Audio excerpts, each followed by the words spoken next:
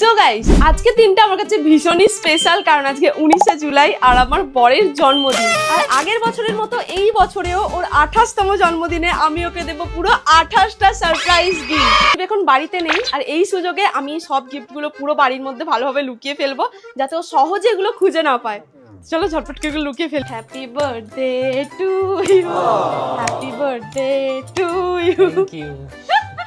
তোমার 28তম জন্মদিনে তোমার জন্য আবারও 28টা সারপ্রাইজ গিফট আছে। बेटा मन में लड्डू फूटा। আচ্ছা, আগের বছরের মতো তাই তো? আগের বছরের মধ্যে পুরো ঘরে ছড়ানো আছে, সেগুলো খুঁজে বার করতে হবে। ব্যাপার নয়। দাঁড়া অত তাড়াহুড়ো কেন করছো? এটা দিয়ে পলাশ। তোমার কাছে থাকবে 28টা গিফটের জন্য 28 মিনিট টাইম। এই বস্তার মধ্যে তোমাকে ঢুকে যেতে হবে, এইভাবে লাফিয়ে লাফিয়ে তোমাকে গিফটগুলো খুঁজতে হবে। এটা আর হয় কখনো? কেন হবে না?